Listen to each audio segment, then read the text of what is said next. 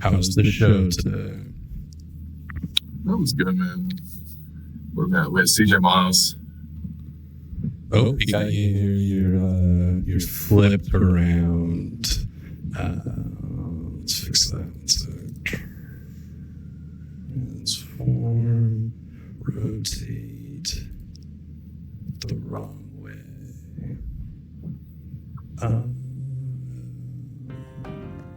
This is kind of what I expected to come on the pod. So if we have to do this like the Spider-Man, Mary Jane, Spider-Man thing.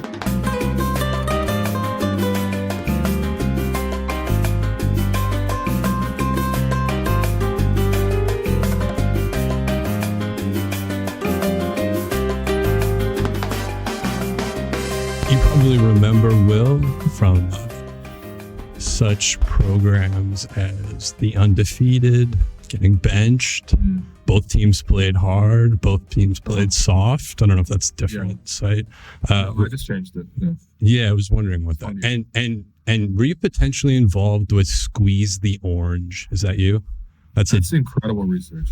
And yeah, yes, I was involved. You were involved with Squeeze the Orange. That's a great name. Is that like, where did the name from that come from? I don't know. I actually don't even know how that blog started now. But I think we just wanted to come up with something related to basketball. And it was not my idea, but I did like it. Squeeze the Orange. This is back the time where it's like all the blogs were sounding like Pounding the Rock was like the Spurs blog. Right? So everyone had like a basketball related phrase. Yeah. I thought that was maybe like a Orange Slices reference, like soccer game. Yeah. Obviously then, Pound the Rock, Run It Back, The Raptors Show, and most recently, the Raptors Moments podcast here. So, he will. Yeah, Will's an investor. He wanted 40%, but we landed on 33. He said if he showed up 5 days a week, we could bump it up to 40 potentially. Will and I go way back, growing up in Etobicoke, and I remember the penalty kick that Will saved during John G. I'll never forget that. Yeah. My family still talks about that. Actually. Yeah, of course. It's a legendary moment. And what'd you call it? Etobicoke? Etobicoke. How do you say it? Yeah, it's Etobicoke. That's yeah, and it's between Mississauga and Little Italy, I think. That's a big distance, but yeah, sure. Yeah, it's between those two. Yeah. And then we went to McMaster. Of course, Will studied economics, and I took a couple economics classes. Yeah. I always got the macro and the micro economics mixed up. It's a big problem sometimes. Yeah. Honestly, economics classes was really just about if you could find the intercept of two lines mathematically, and like we're talking straight lines, not even like curved lines, because that'd be harder. Then you probably pass economics if you know that. Yeah. Y equals mx plus b, all that kind of stuff. That's what. Yeah, that was what I was really good at, was algebra. Just really smart like that. So yeah, I thought originally when I made the Boucher, the Mike Roach, Will Liu trio, which by the way, best videos to edit are when you have this is the only reason why I made the video, by the way. It was just because it's like perfect. It's like you got three people and you can edit back, and some people really didn't get it in the comments. They're like, what is this? This is clickbait. What's going on? This is garbage. These are three men who love and respect each other. But I think there was a little bit of tension in the room. I mean, you had to get a new pair of pants. You talk us through that day. Take us through that day. Okay, this is what happened. All right, so with an NBA player, they don't reach out to you directly unless it's Chris Boucher telling you on social that you don't know ball, which is fair. So in this case, it was his producer, Mike Roach. You know him from various colors of the Puma tracksuit. Okay, I'm sure you have a file on your computer of Mike Roach and the entire rainbow of Puma. And he reached out. He was like, "Yo, it's time. We got to quash the beef. And we're like, okay, let's do it, right? So got invited onto his new podcast. What I said was like, I'll come on your show, you come on mine, standard, Wilson, Zach Lowe kind of thing, right? Not the same scale at all. And we didn't talk about the Celtics even once. But it came on. I was a little nervous. It was going to be downtown Toronto at the Holt Renfrew, which is pretty close to the Rogers office. So I did the show, and I'm chilling, and me and Alex are hanging out before the show. Now, Mike Roach was like, hey, do you want to bring any people along with you? Originally, Alex was going to come. And I was like, you know what, Alex, as a friend, can you be there for me? And Alex said, of course, I got you, right? So we're walking through the questions beforehand. He's pretending to be Chris Boucher. I'm pretending to be myself. We're at a ramen restaurant just down the road here. And we're going through the questions of like, why are you mean to me? Is it okay for media to be mean to players? All that kind of stuff. So I rehearsed my answers. And then when I got there, what made me go nervous? Because that actually put me at ease going through that practice. What made me go, when I got there to this Holt Renfrew, first off, I've never seen a Holt Renfrew closed. You know what I mean? Like, rich people were not allowed to go inside because I was about to talk to Chris. And I got there and Chris's family was there, like sitting like probably like 2 meters away. There's like 2 couches were kind of like L wedged. And then there's another one on the other side. So it's more like a U. And that's where his parents are sitting. And I was like, damn, I'm really going to have to apologize to Chris on his podcast with his family sitting there. But then I mentioned it, because I was just like, yo, listen, I just think that like, especially commenting on body types, just not cool with me, right? Genuinely is something I really believe in. And then I was talking about in terms of the play styles and stuff like that. Listen, sometimes you make mistakes. I think that's part of the game. Of course, that's also part of the game in terms of the media game and sort of commenting on player performance. But at the same time, I was thinking about it like, you do eventually make memes out of people. People build reputations, And I think on that part, I was like, okay, that's probably going too far. But I was like, listen, man, even Nick, benched you at times, which he has done again this season. Yeah, that yeah. But it was all good though. It was actually real chill. We tapped it out, talked to each other. Thad Young was there as well, added to the pressure. Thad had just joined the team, and he's like, oh, what's going on? Yeah, was he like backstage or something? Was he ready? Was he ready to go if it came to that? Yeah, well, Thad Young might have had a Scottie moment with me if I didn't apologize. So okay, Thad was there with his kids. Was he like looking at you like off camera? Like was it? I could just picture like Alex is like behind you and Thad is behind Chris, and they're both just like doing the Jamal McGlure. Which by the way, Jamal McGlure, shout out. He's been like right in the middle of things. Oh, this season? Yeah. No, like this week. Like, okay, we got OG and Ben Matherin. Jamal McGlure's yelling at him from the free throw line. They exchange. I did a little lip reading there. And then we got the Bobby Portis with the headband. And I'm still trying to figure that play out, by the way. That's the next video is the headband. And I don't know, Bobby Portis, it looked like he was going for Pascal. Honestly, I'm slowing it down. I'm zooming it in. He was going for Pascal, who wasn't really doing anything in the scrum. Like, I think he was looking for an opportunity, maybe. That's my theory. I mean, to be fair, Pascal has scored the spin move on Bobby Portis for like 5 straight years now. So I'd go after him too. Yeah. I get it. He's intense, man. He's like, he's one of the more passionate players. For people who are like deep NBA fans, search up Bobby Portis. Bobby Portis fights his mom. Just search up those keywords. Bobby Portis fights. Wow, this is like the Glenn Rice, Sarah Palin drop. That was great on the. It's very similar to that. Okay. The story there is Bobby. I think he gave a quote where he was like, "The reason I'm so intense on the court is my approach is I get on the floor, and I picture that whoever I'm playing against, they punched my mom." Oh, wow. So I'm responding to them as if they did that. That's actually a quote that he's given, I think, in the past. You can look it up. I should do that when I play one-on-one. I mean, okay. Yeah, so on the Boucher topic, how would you play against Chris one-on-one? Like, say it's up to 7, because he's what, 6'11", 9 wingspan or something wild like that. Like, you're gonna have to do something a little unorthodox to get a bucket. Like, what tricks are you pulling out against a Boucher? Yeah, to be clear, I have 0 game outside of just pick and popping for 3. Okay. And I don't think I would be able to get my shot off against Chris at all, what would I do? I'll probably, man, that's honestly very tough. This is what I think about. I think about this shit all day. Okay, yeah. Me too, actually. I'd probably post. Whoa. You would post on Chris. Here's the thing. My handle's not strong enough to just like dribble face up against him. Okay. He definitely picked my pocket very easily. So we're at the 3 point. So we're at the 3 point. So he checks through the ball. You're at the 3-point line. Are you doing the Mark Jackson, like backing down?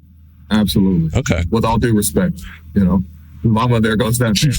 Okay. I'm posting him up the 3-point line. Okay. And how deep are you? How deep in the post are you getting here? Like, are you getting to the David Thorpe second box or what? No, this is the first box. This might be the 0th box. Okay. Okay.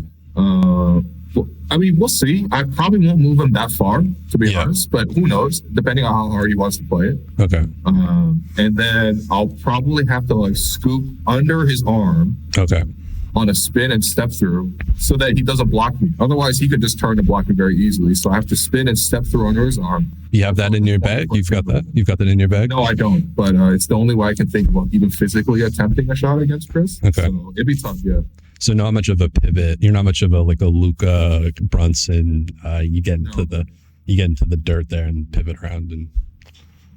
Just imagine like if Chuck Hayes wanted to go 1-on-1 against Hakeem, like. Okay. Hakeem. Okay. Yeah. That's your Hakeem in this situation, I guess. Yeah. So Chris checks you the ball. Do you think he's playing defense on you? Like if he's playing a civilian or he's playing Willie, is he going to play what % of defense do you think he's going to play on you? So at first he'd be like, yo, screw this guy. This guy's talking about my game. Oh, okay. I want to see what his game is about. Right. Okay. Which, to be fair, that's not a fair comparison. It should really be his podcast compared to my podcast. Okay, we got to be in the same field, Otherwise, we're not playing the same game. This is where we disagree. I disagree with that, but okay, keep going. Okay, well, that's the only leg I can possibly stand on. So. You got work to do. We can always get better. At basketball, yeah. I mean, I think you and I did the same thing during the pandemic. We just shot like 2 million free throws. You know what? Honestly, me and Chris in a free throw contest, I will definitely lose. Yeah, but I can hold my own decently. Yeah.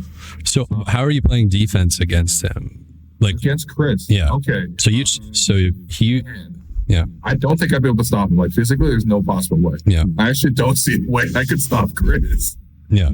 So, like, any dirty strategies or like little things you can do, maybe? Yeah, I mean, I definitely foul every single time. Right. Just to prevent the shot. But again, I think he probably just quick twitch, blow pass, and then dunk the ball. So yeah, that's the thing. If he gets by you, you're kind of. It's not if when he does it. Yeah, I think on offense, I would go for the quick 3. I'd bank on Chris. How could you shoot over him, man? I would act very disinterested, and I would kind of just like roll in the ball really nonchalant. And just hope that maybe on the check, he's not, giving me the ball. Maybe on that first one, I just get that glance of the rim and I put it up. That's a good idea. And then you can pump on the next one. And maybe if you get him to pump a little bit, you can attack the foot because laterally it's not super. Look, I've seen NBA players attack top foot against Chris Boucher. Yeah. I don't know if you and I can do that because he'd probably just come back and block us from behind. But, you would have to pivot. I think if you're going to get into the post, you would have to do some pivoting, like like the one that Gary does, where he kind of like dribbles in with his right hand and then like left foot goes forward, spins around, and then into the shot. Like, can you do that kind of on like a tacky version of that? Do I have the dexterity to do a turnaround jump shot? No. Okay. Unfortunately. I think on defense, if you got into his like shooting pocket, if you could just disrupt, because you're tall enough. His shooting pocket on top of his head. Okay, his shot line, not his pocket. So he's still gonna. So if you get into his right hip a little bit, because he's gonna be handling. If you can interrupt the process of him handling into his shot, that's your only chance, I think. Okay. But I think if you get one bucket against Chris, you win. Like even if the game's to 7, if Chris wins 7-1, you win. In my opinion. I agree. Yeah. That's how our beef goes anyway. So. Yeah. And What's it like? Because you guys had the live event and you asked Chris if he still watches the Raptor show, and he was like, no, because we're not beefing. Was that? I was listening to that, and like as a content creator, I kind of felt that. I was kind of like, oof, that's tough. Like, what's the reality of that? Like, I mean, I think that's good. Like, that's okay. Good. I actually don't think any NBA player should be listening to NBA media. And this is not me saying that as like, I'm hurt. Right. He doesn't watch the show anymore. No one should watch any shows. I just don't think it's productive for anybody to watch this kind of, you shouldn't be this inward gazing when you're that public. It's going to just suck you in. Like, you're just going to become like Narcissus looking at the mirror that is like, NBA media. Right. I just put out a video about Scottie watching my videos. Yeah. Okay. Damn it. Yeah. That's for the grandkids, man. I mean, that's a weird feeling watching an NBA player like watch your videos. But yeah. So is it content where you're commenting on the fact that he's watching your video? Yeah, it's like content about the content. I try not to do too much. He's going to watch the content about the content. So and then I'll be making content about him watching the content about the content. Okay. So you've been around the shop a little bit for Raptors Media, and you've got NDAs and I'm sure about different places, but maybe you could tell me about the coffee machine at each of these spots that you've been in. I feel like that is kind of a representation of the workers and the common man. That's if I go to a place to work, I'm looking at the coffee machine. Yeah, that's a good point. So take me to the coffee machine of the Score. Coffee machine of the Score, kind of like a decent coffee machine. Like a decent coffee machine can make you an espresso drink. At that time, I wasn't drinking espressos, and the coffee was okay. Like, definitely, I would go to another shop to go get it. There's a Fresh and Wild across the street, which is like an expensive farm boy, I suppose. So I used to get their coffees for like $2, but you can make do with the Score coffee. In fact, I've done that many times. It's let's say out of coffee machine coffee, that's a solid like 7.5 out of 10.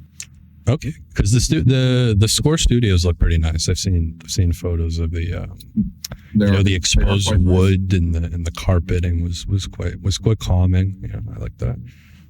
There was a lot of like playing ping pong for 3 hours of my 8-hour shift. Okay, there was a lot of like dribbling a soccer ball through the office. They used to do that. Yeah, my coworkers definitely didn't like it, but it is what it is. What else? That's about it. Yeah, they had a great drinks fridge though, unlimited like vitamin water. If you like that. So. Yeah, it's a lot of sugar. Is that 50 Cent invented that, by the way? Yeah, that's right. Yeah, that's right. That's in a book that Robert Greene wrote. Nick's a fan of Robert Greene. I don't know if you know who that is, but it's kind of just it's. How do you know all this? I'm unemployed. I got time to look at stuff. Okay. I saw you on the Knicks podcast, previewing the Toronto Raptors and the New York Knicks game. I enjoyed that. Some Ken Burch comments in there that we won't repeat. So a coffee machine at Yahoo. Take me through that experience. Coffee machine at Yahoo was pretty elite. First off, they had like three. It was like the office was like 6 floors. Damn. This is pre-layoff. Yeah, Yahoo's huge, right? Like Yahoo's a mega. They could have been a lot bigger, but they're huge. There's like Huffington Post is in there. Yahoo Finance is really big. So they had like multiple floors, lots of snacks, catered lunches, like fully catered lunches, which is kind of wild, especially because you could also just package some for later. So if you really want to do 2 meals of the Yahoo lunch, you can. The coffee itself was also pretty elite. First off, one of the machines just straight up had Starbucks coffee in it. Damn. So, and I'm not like a heavy Starbucks drinker, but at the same time, compared to their average coffee machine, Starbucks is pretty good. I boycotted Starbucks for like 14 years. Yeah? What are you on, man? Is it what's the big one out there? Starbucks. What about the other one? Pressa Cafe? Is that Pressa? No, you mentioned blends in a... Blends with the C. Not a fan of blends, but at least the owner of Blends didn't screw the Seattle Supersonics. Oh, that's fair. Yeah, boycott, complete boycott. Yeah. All right, well, in any case, Starbucks coffee was pretty good. Okay. So they're getting a 9 out of 10 from me. Damn. Okay. And this brings us to Sportsnet. What's the Sportsnet coffee machine like? So first off, you got to pay for the coffee. Oh. And the coffee is fine. Okay. In fact, I had one earlier today. I'm already turned off though, but keep going. But I will say that, yeah. When I first came, it was during the pandemic a year ago, the coffee was complimentary, and now it is $1.99. No. But it is decent coffee. Okay. And there's a Tim Hortons inside of the campus, which I don't go to. Okay, I was gonna say if Tim Hortons is decent coffee. No. Okay. I've seen Alex drink Tim Hortons on the show. Yeah, he's generationally wealthy, but I think he likes cosplaying, being a regular person. What's it like, working with a millionaire like that? Is it? I don't know if he's actively a millionaire. He's got the condo. I mean, what's the average? What does a shack cost in Toronto? Like $900,000. That's fair. Well, he bought it like 10 years ago. Okay, that's an asset. That's an asset. That's an asset. I agree. Man, he's chill. Honestly, for a guy who's that rich, he works pretty hard. Yeah, me and him have. I talk about it all the time, but he works hard. Yeah, we have a similar kind of background in the business world, but it's boring. Okay. What do you think about in terms of business, like the Raptors branding? This is something that's talked about online a lot. It's something I think about 3 in the morning when I wake up. What are we doing with the gas station and the owl? And it's like we got the dino waiting in the wings, and it's just not really used that much. Like, what are your theories around this? And do you like the brand, the jerseys and the branding and everything, all this shit? They gotta make new stock every year, right? This is like any team. Mm-hmm. Like it happens in soccer all the time, which is the only other sport I follow. Liverpool. I talk about it. You'll never walk alone. Yeah. I'm not a Liverpool fan, but it's fine. Who do you support? Actually, I can't. I don't actually want to know anything about you. I actually kind of like this one-way interaction we're having. Yeah. So I'll just tell you one 20-second thing about the is it the EPL? IPL? Yeah. EPL. Yeah. I really liked Anthony in the World Cup. So I looked up that he plays for Manchester United. Yeah. So I am a Manchester United fan. That's diehard fan. Yeah, that's fine. Is that Liverpool? Is there beef between the two? Yes, traditionally, they're both from the north of the UK. I'm not the UK, of England in particular. Liverpool. Yeah. The Beatles, Robbie. No, come on, man. Respect the Scouse accent. Anyway, that's problematic, I guess. I don't know. Is it Scousy? Is that a bad word? Yeah, Scouse. No, that's like the dialect, I suppose, that they speak. It's really just heavily accented English. It is kind of fun. I met somebody in Thailand with a Liverpool accent, and it was a Liverpuddian in Thailand. She was She was drinking a beer poolside. Very very nice looking gal, and she was just like, "If I don't get some chippies in me gut, I'm gonna fucking puke again." That sounds about right. And I was like, "That is Northern England right there." Yeah. Have you been to England? Have you been? So no, okay. So I was either going to start a Raptors channel or a travel channel, and we were both in Colombia at the same time. I thought that was pretty weird. Were we actually in Colombia at the same time? Exact same time. February of 20. Yep. 19.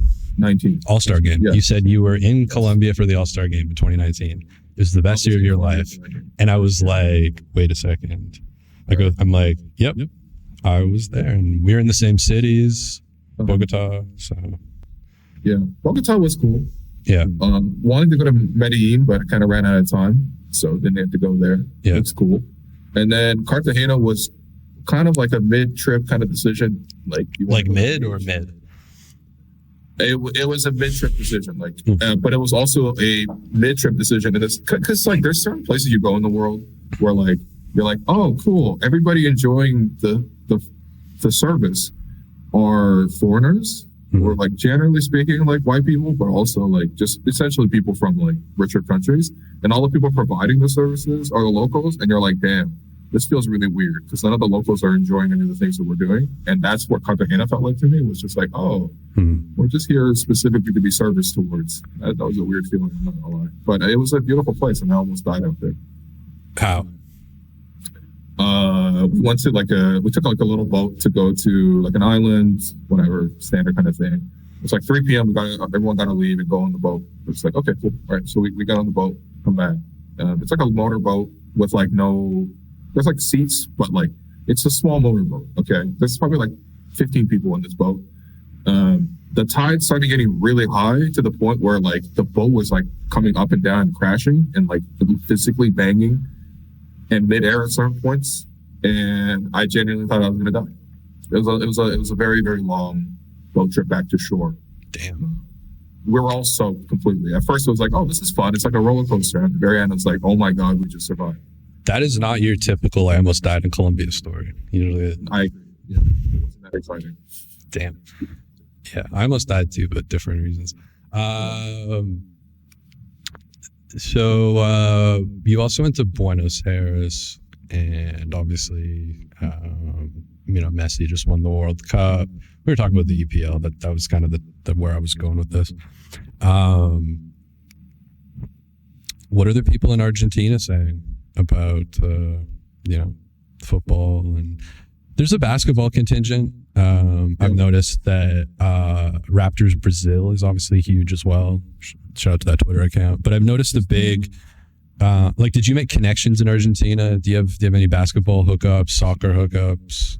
Are you international businessman with this stuff?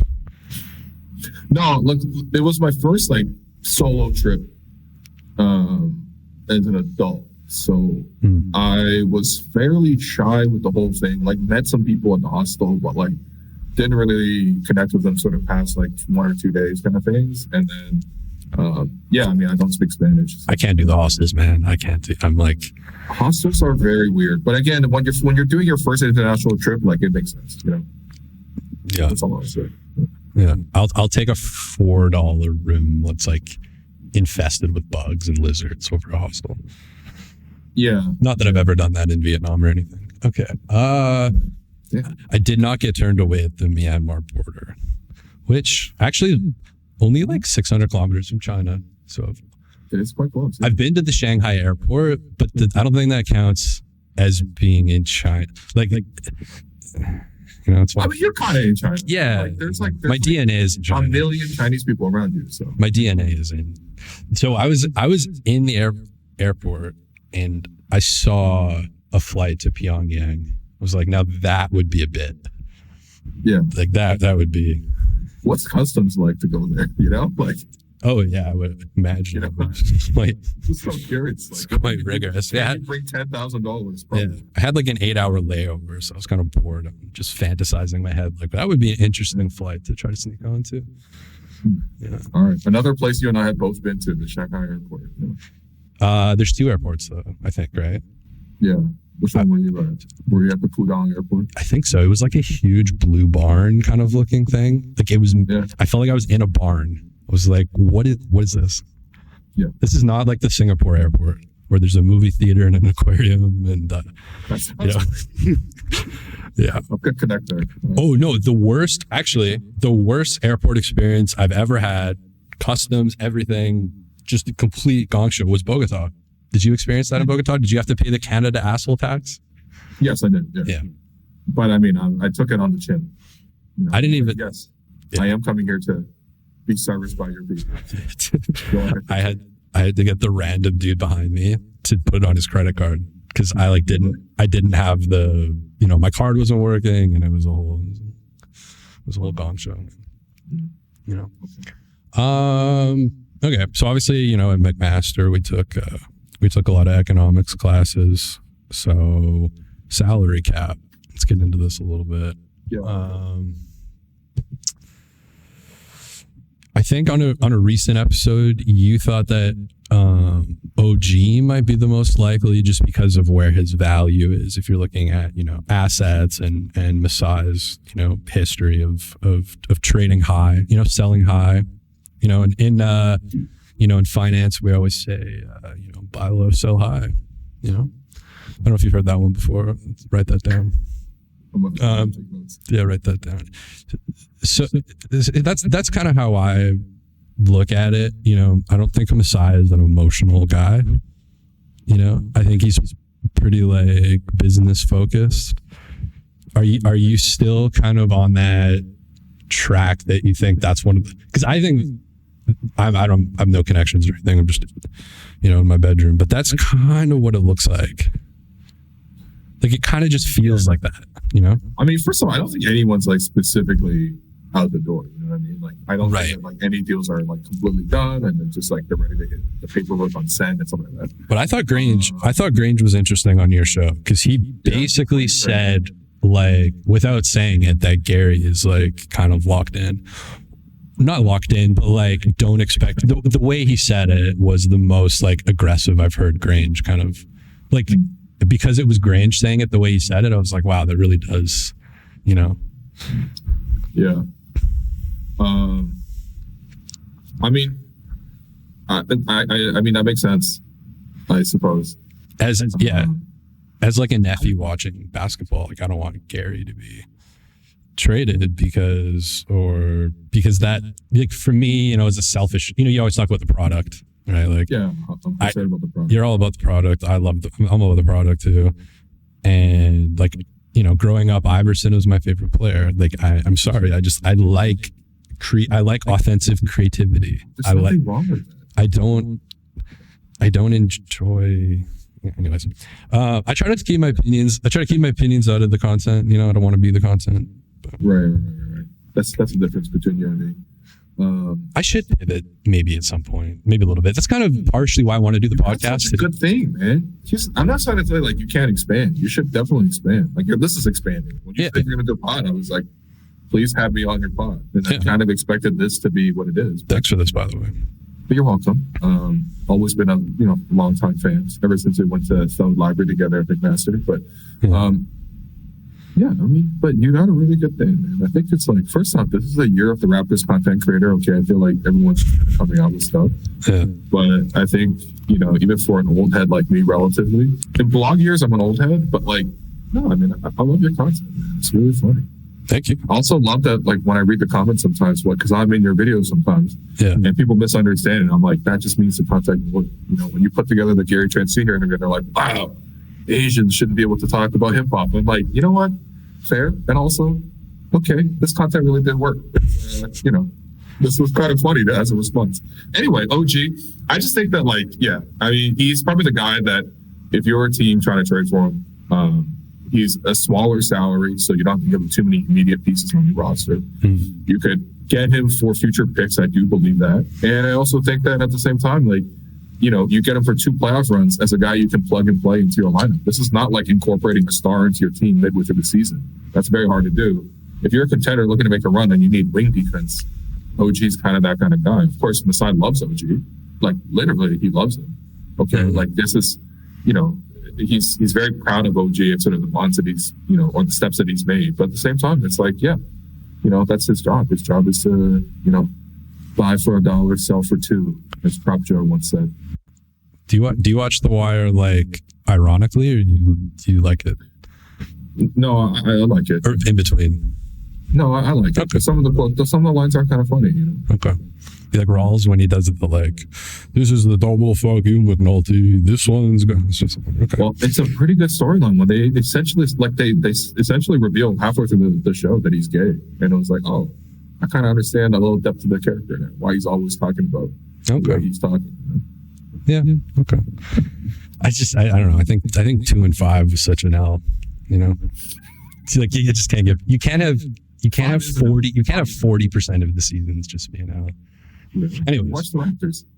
Yeah. So let's get into some Raptors stats. This is a segment, got planned out here. So did some research, got some Raptors player stats, and I wanted to see if you could identify the player just based on the stats.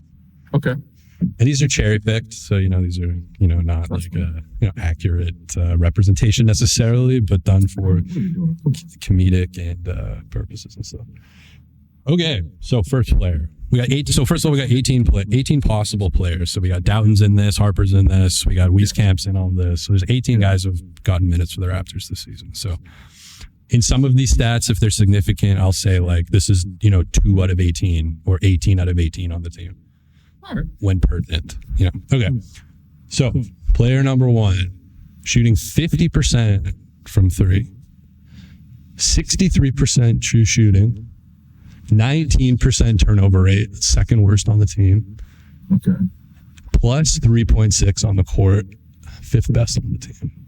So we've got, and I'll give you one more. 6% assist rate, so pretty low. So lots of turnovers, not many assists. This is Joe Wieskamp. No, you got three guesses, and for these, Joe Wieskamp is not. Damn.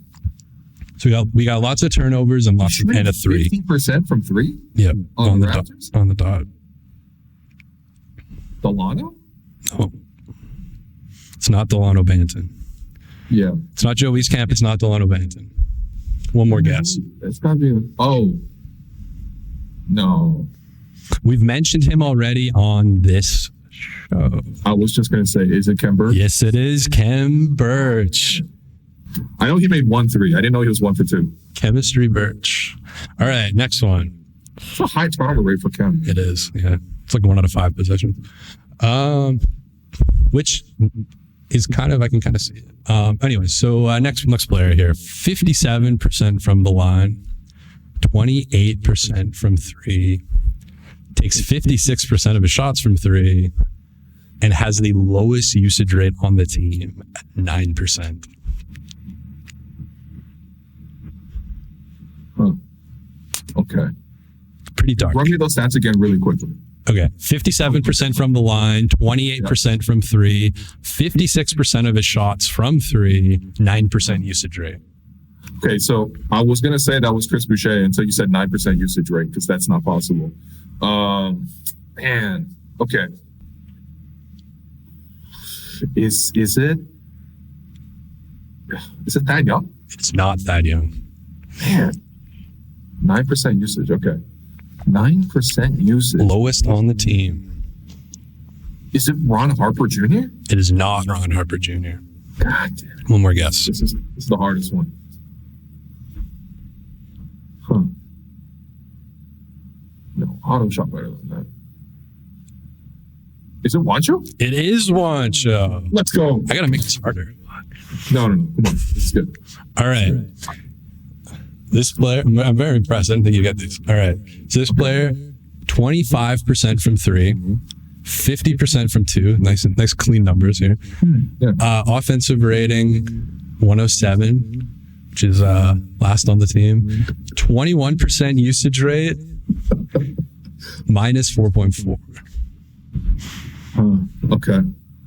This again, like the fact that there are 50% period on the field goals and then, or from two, I think we said. Yeah. And then it was 49. I'll give you it was 49.6. It wasn't exactly. 49.6. It wasn't exactly. That changes it a little bit. It does. Who is shooting 25% and 50%? I mean, I don't know, man. Is it Ron Harper Jr.? I know one of these gonna be Ron. It's not Harper Jr. God damn it. Is it Delano? It is not Delano. Okay, this one is hard. What were the other stats you gave me? 25% from three, 50% from two, offensive rating 107, worst on the team, 21% usage rating. 21% usage. God damn. Okay. Yeah. Man, that sounds like a guard. That sounds like, man, it's not Malachi.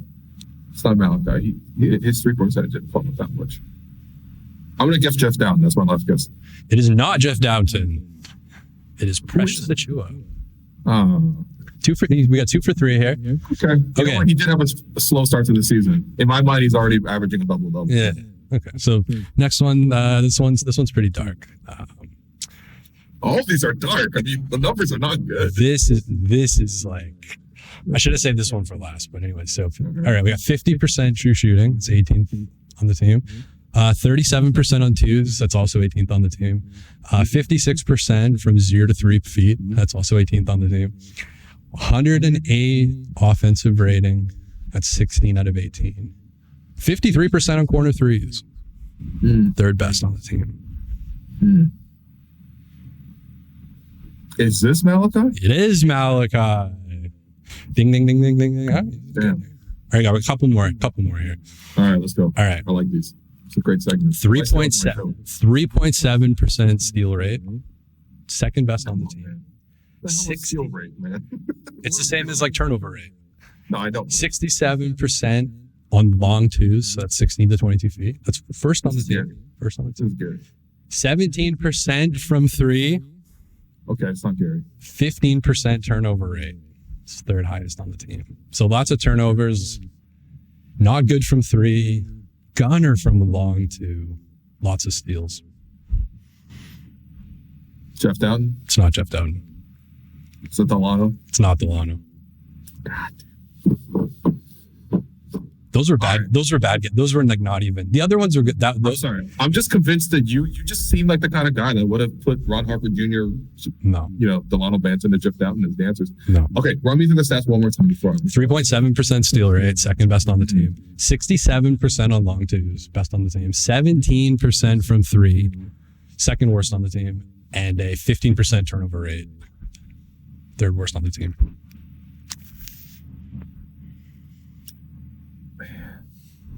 Good on long twos. Mm. And good on steals. But can't hit a three.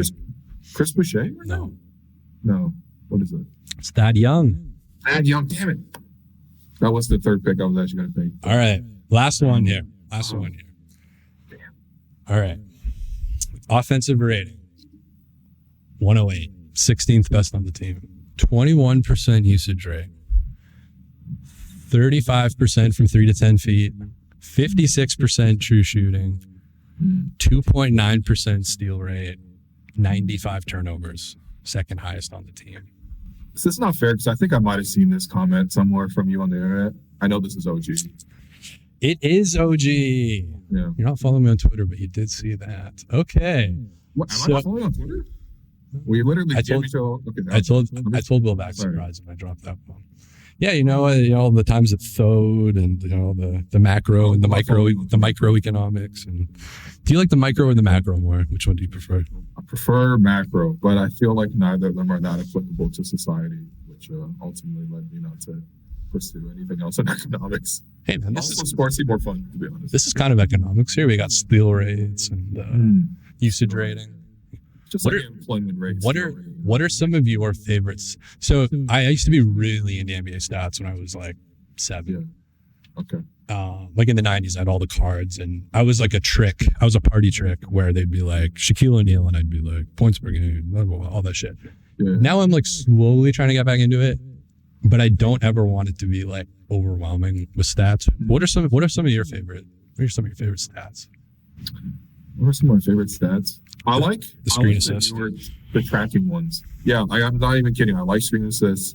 I like deflections. I like shots contested, things like that. Because again, like it's just a new subset of stats. Like they feel like tangible things, just like points and rebounds feel tangible. These are plays made, but these are plays made now that are tracked in terms of like who, I don't know, man, made the most passes, who passed to who. Like there's like tangible stats and all that stuff. So tracking stats. Mm-hmm. Yeah. That's good. Do you do that on second? Is that second spectrum or cleaning the glass or something? It's all on NBA stats. So I don't pay for any other ones. Just NBA stats. Do you use basketball reference? I like basketball reference. Basketball reference is good. It's more usable because it's so simple. The interface is easier, but definitely has less like richness of data set. Yeah. So I also found some of your older work. Oh no. D-Day Lewis. Yeah. That's my Reddit account. Yeah. There's some Andre Drummond takes. Oh yeah. Generational talent, Andre Drummond. Did I actually say that? That's tough.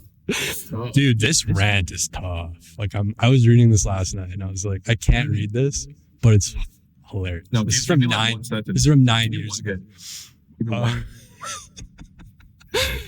Okay. Where was the Dwayne Casey bringing in the big rock for no reason part? Okay.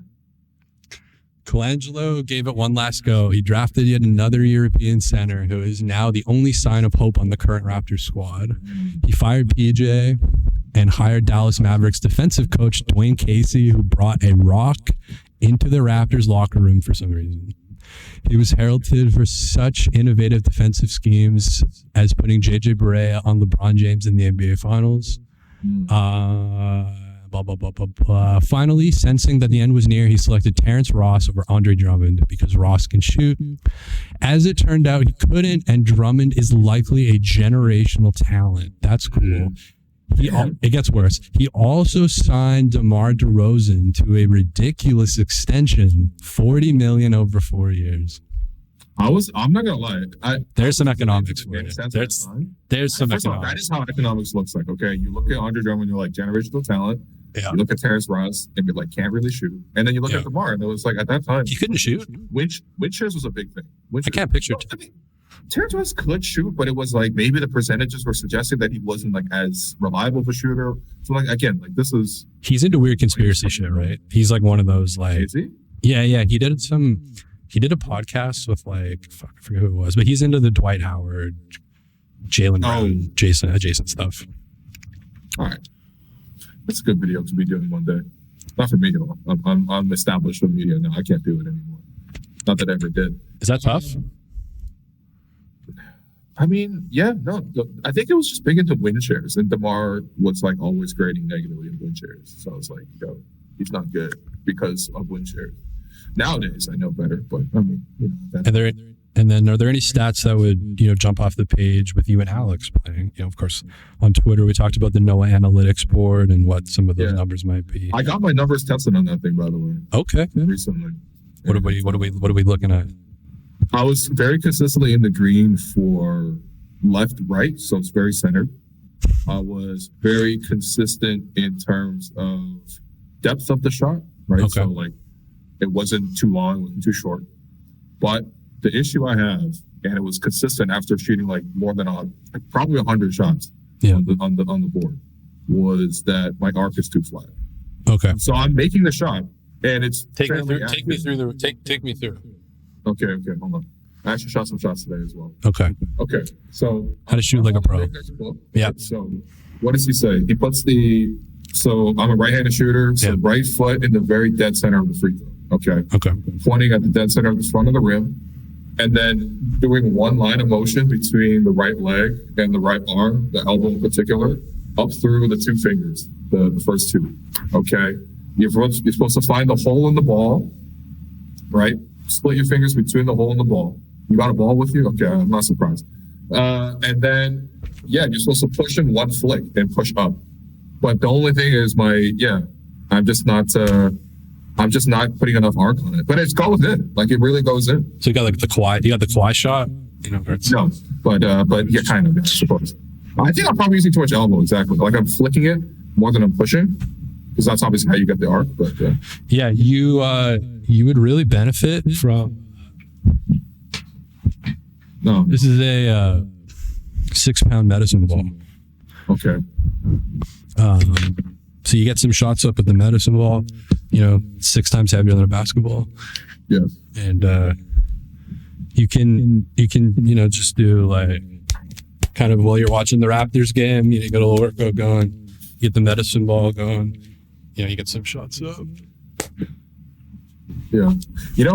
I gotta say, that sounds very familiar. As someone who watches your video, those claps sound familiar. Is that what's going on? Oh yeah, we got all kinds of stuff. Are you making noise with the 6-pound ball? I have, yes. Yeah. Okay. All right. Your ear test nasty. Yeah. No, that's dedication right there. Yeah. It's most of it's recorded. The sound effects are recorded in house for the most part. Okay. Sometimes we outsource. You never know. Sometimes we outsource it. Sometimes we outsource it, to our marketing team. But usually, I just record it in house. Soup to nuts, as they say.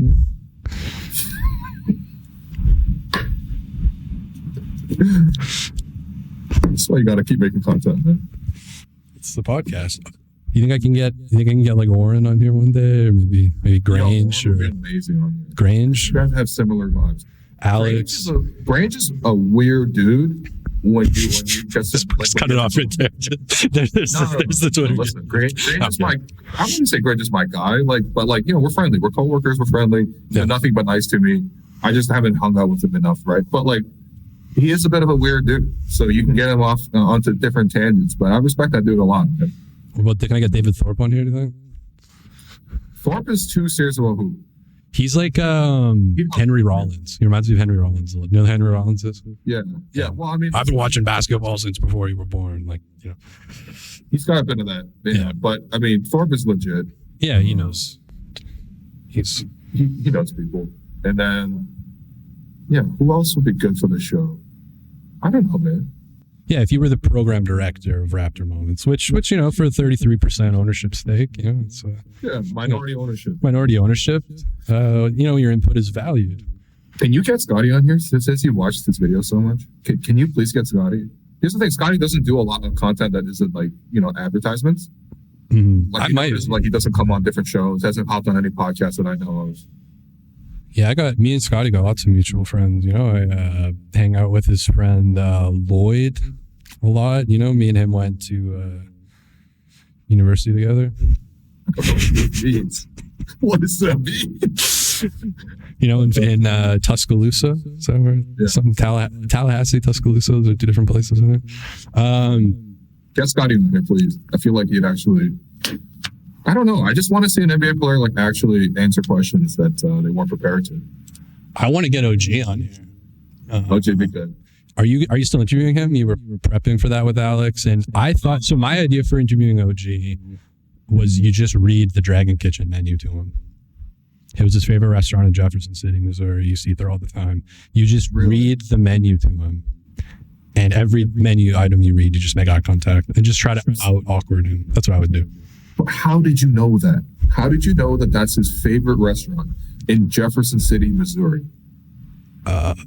See, I remember stuff, but I can't remember how. It's very tough. It's tough being me. You know? It's convenient. All right. It's good. Don't out your sources, man. It's a good lesson. Yeah, I mean, you picked Seinfeld. I mean, you picked Friends over Seinfeld. That was kind of, and you picked Cats over Dogs, but you know, still. I have 2 cats. What am I going to say? I like your cats. They used to come on. That's what I miss. You should bring your cats into Sportsnet because they used to come on the stream once in a while when you're at Yahoo. I saw them a couple of times. They used to. Yeah.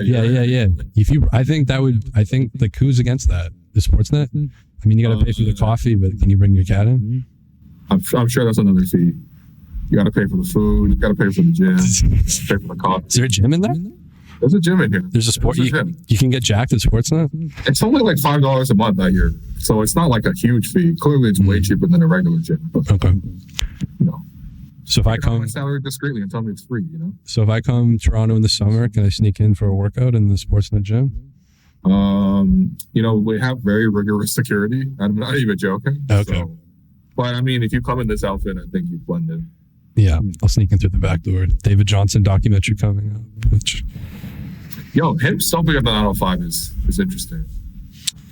I thought he was going to be a training camp. You know, I took 2 boats, 7 trains, 5 buses, and got there, and he wasn't there. And security was I didn't see David Johnson, but I did see an angry security guard.